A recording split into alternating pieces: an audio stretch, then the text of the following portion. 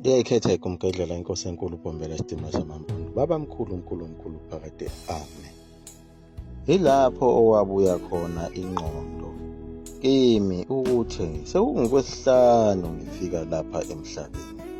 Lawo phela kwakwamazwi ayishiwo uye uShembe ngalesi sikhathi esefike wahlangana naye uNkulunkulu entabeni. Asazi ukuthi njengoba wayesefika okwesihlanu lapha emhlabeni, amazwe ngamazwe ahlukahlukene wayibizwa ngobani? Njengoba abelungu base bevumile bathi uNkulunkulu lona, njengoba amaNdiya ayesevumile athi uNkulunkulu lona, njengoba abakwaZulu base bevumile bathi uNkulunkulu lona, njengoba abathakathi nezinyanga base bevumile ukuthi uNkulunkulu lona.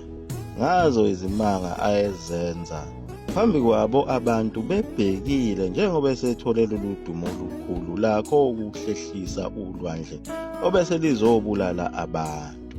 Kodwa amadube esandlwana akhona ezimishini athi cha, lolu lwandle aluhlehliswanga uShembe, beluvele luzozibuyelela lona emuva, ngoba phela alikho elinye igama, iyoyoyo leli gama liyasindisa.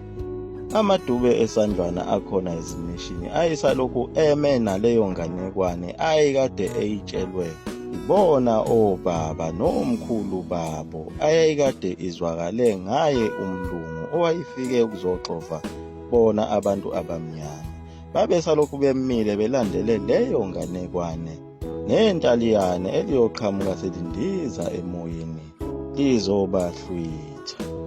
Futhi awazange abonge amadube esandlwana ngokuba uShembe esindise izimpilo zabo. Kodwa abelungu base bebonile, njengoba bambonga kakhulu phela yena uShembe ngomsebenzi awenzayo, njengoba bawuthatha lo mlando bawulondoloza kuyo imuseum, baphinde baqamba nayo indawo yasephoyinti, okuyiyona ndawo yesigameko, ukuze ihlale emlandweni ingapheli.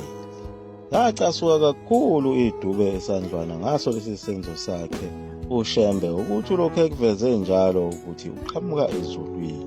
Into eyayibacasula kakhulu yiyo phela imibuzo eyayibuzwa ngabantwana abancane ukuthi mama, kanti muphi uNkulunkulu esimlindile ngoba nango uNkulunkulu sefikile? Adinwe kakhulu umama. Yilapho-ke base besungula khona amanga amaningi ukuthi lo muntu unomhungu, umthakathi uqobo lwakhe uthwele, unenyongo. Yiyo lena ahlala eya kuyo laphayana entabeni enhlangakazi.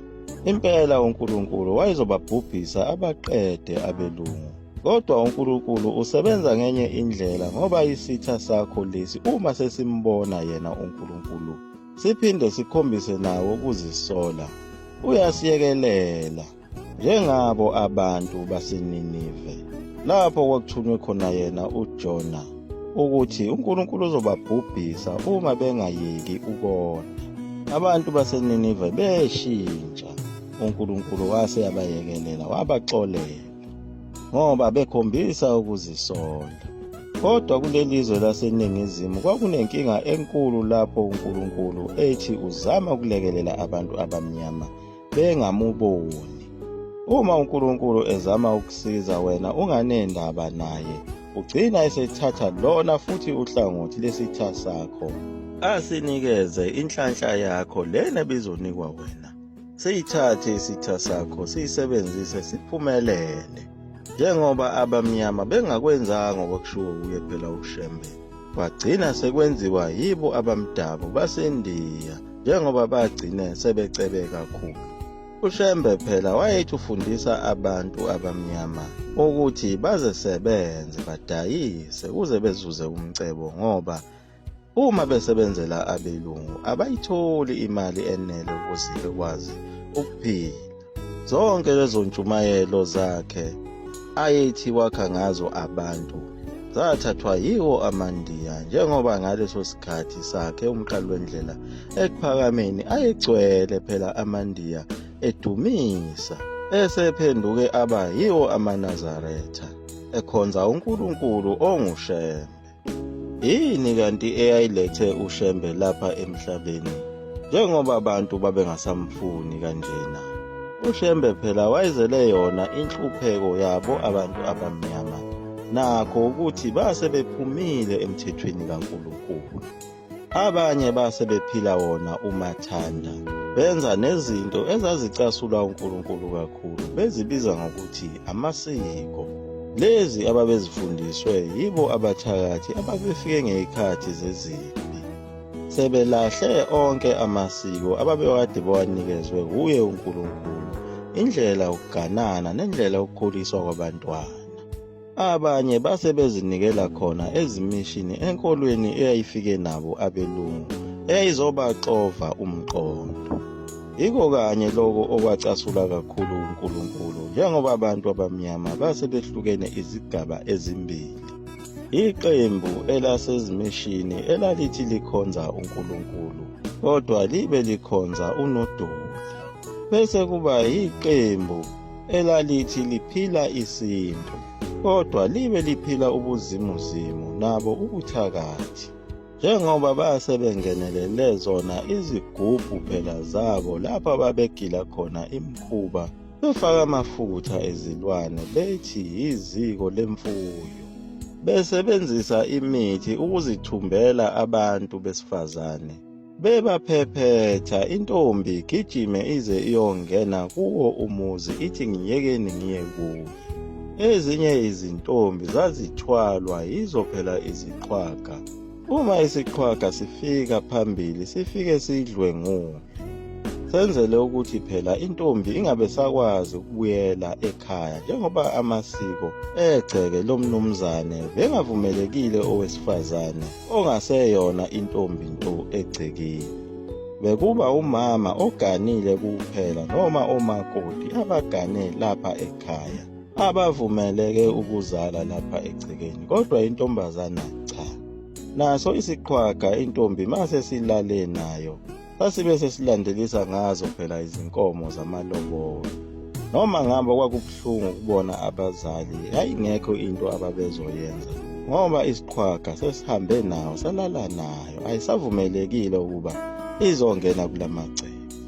Kuningi kakhulu okubi okwenziwa yibo abantu bakhona eNingizimu, njengoba basebelahle onke amasiko ababewaphiwe uNkulunkulu nemithetho yakho ukungcwatshwa kwabantu asebedlulile emhlabeni. Umama, ubaba, umkhulu, ugogo, ayingasalandelwa yonke indlela yokufihla umuntu ngesizotha, kanye nayo yonke imisebenzi eyenzelwa umuntu osuke esedlulile emhlabeni, njengoba nabo ababefele kuzo izimpi babengalandwanga. Amathambo abo ayekade eqhotshozelwa yizo izimpisi zasendle, amanye edliwa zingwenya emfuleni ababephoseke kuwo. Abamnyama base bephume kakhulu kuwo umthetho kaNkulunkulu, njengoba base bedla nazo izingulube. Sekwande nabo phela ubufebe, njengoba abanumzane bemizi babethathiwe phela beyosebenza khona ezimayini eGoli. Omame bona bethathiwe bayosebenza khona emajalidini. Abanye babegqishe kuwo phela amaplazi. Indoda isiphambene nomkayo iye eGoli iyofica omunye futhi umfazi wenye indoda, bese izisiza ngaye, kanti nomkayo osebenza ejalidini uzitika ngo-garden boy. Nakuwo amaplazi kuningi okwakwenzeka, njengoba nezintombi ezazisebenza khona ezaseziqomile zizala ngaphandle kokuthi zize zilotsholwe. Imemulo, imhlonyana, imbeleko, imikhehlo, ukucimela, ukucecisa, imigcaco yesintu, kanye naso isigodo, ukuncama, ukuqholisa. Akekho noyedwa umuntu owayesazazi lezi zinto, njengoba abantu bakhona eNingizimu base baxoveka kudala yizo izindaba zezimpi ezasungulwa yibo abelungu, kwaze kwafa okhokho babo okuyibona ababazi lezi zinto. Asisakhulumi ngabo abasezimeshini, njengoba ubuntu babo base babudayisela bona abamhlophe kudala, bengafuni nakumbona umuntu ofake isiphahla. ngoba uzobaphazamisa besalinde yona iLion of Judah.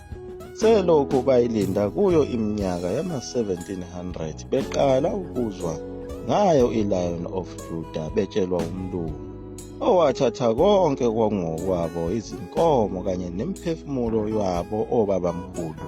Wabe esemshiya nayo ingoma ethi, "Shiya okomhlaba nento zawo, thabatha isiphambano, ulandele iLion of Judah."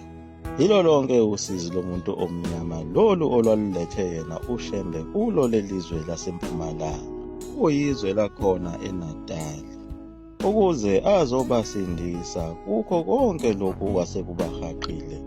Ufakazi walezo zindaba kwakuwuye phela uZandile Johannes Nkabinde, owayengumshumayeli wakhona eLuthela, lapho uNkulunkulu enza khona izimanga. Wavele wakhetha umshumayeli wakhona ezimishini ukuthi akube wuye ozofakaza ngokuza kukaShembe. Lapho kwadideka khona bonke abasezimishini ukuthi wenzani umshumayeli wethu, ngabe useyahlanya yini, njengoba wayesegijima kuwo wonke amadolobha esekhuluma ngomunye manje uNkulunkulu ozofika maduzane nje, ayekade ehlangane naye ezintabeni zasobonjeni.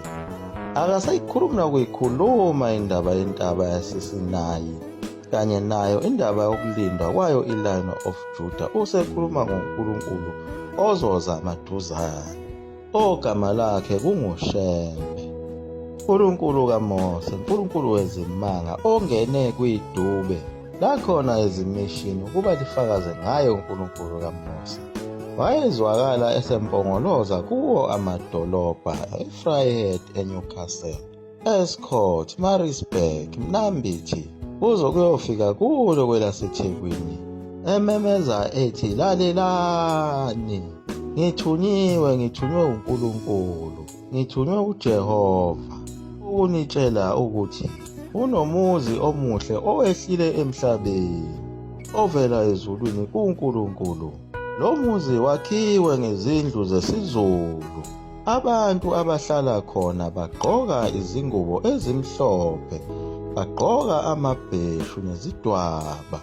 uJehova uyovusa kabusha imicimbi yokugida lapho uyohlala izigubhu nezimbongi." Lapho-ke abavele banikela amakhanda basezimishini bathi, "Uyambona-ke lo mshumayeli useyahlanya ngempela, ayikho yonke lento ayikhulumayo." Kodwa uJohannes Zandile Nkabinde wayenganendaba nako konke lokho. Waqhubeka etshela abantu ngokuthi kulo muzi kaNkulunkulu abantu bayohlala ngayo imvunulo beyigqokile, bayokhonza ngosuku lweSabatha, ngeke bebase umlilo endlini zabo. Kuleli bandla elisha likaNkulunkulu bayofundisa izintombi nezinsizwa ukuba zilinde zikhuleke kuze kufike isikhathi sabo sokuthi beganane. Nokuganana kwabo bayoganana ngawo umthetho wenkosi ovela kuleli Jerusalema elisha. Waqhubeka uNkabinde echazela abantu phela ukuthi kunomuntu futhi ozofika lapha emhlabeni onguNkulunkulu, ongafani nabanye abantu. Lo muntu uyoba yilanga, uyofika akhanyise umhlaba wonke, uyokhanya emhlabathini, esibhakabhakeni, nangaphansi komhlaba, nasezinhliziyweni zabantu. Wonke umuntu uyokubona futhi lokhu kukhanya, nomuntu omnyama uyokubona lokhu kukhanya ngalelo langa. Lo mbuso okhona wamangisi uyophela. Yiko kanye-ke lokho kwagaxelisa yena uNkabinde kuzo zonke lezi zimemezelo ayeziprofithela abantu, ezaholela ukuthi amadube esandlwane aze ayombika ukuze aboshwe.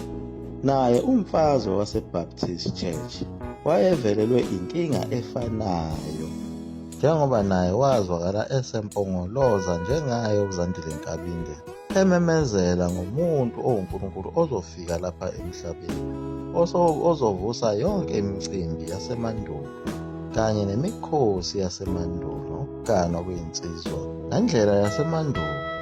Laba bashumayeli kanye nabefundisi bakhona ezimishini baphenduka baba izitha zezimishini ngakho ukuthunywa uNkulunkulu. Kodwa lokhu ababekusho phela kwaba yilo iqiniso, ngoba wafika uShembe wabe eseyayivusa yona le mikhosi yasemandulo njengoba injalo. Nawo umuzi kaNkulunkulu wakhiwa, nawo amakhosi afika kulo muzi wasePhakameni njengazo iziprofethi zabo abaprofethi basemandulo oZandile Nkabinde naye uMfazwe. Njengoba uShembe wayeseshilo ukuthi kwasekuwa okwesihlanu efika lapha emhlabeni, sizoke sibheke yena umprofethi uMuhammad ukuthi uthini owakhe umlando.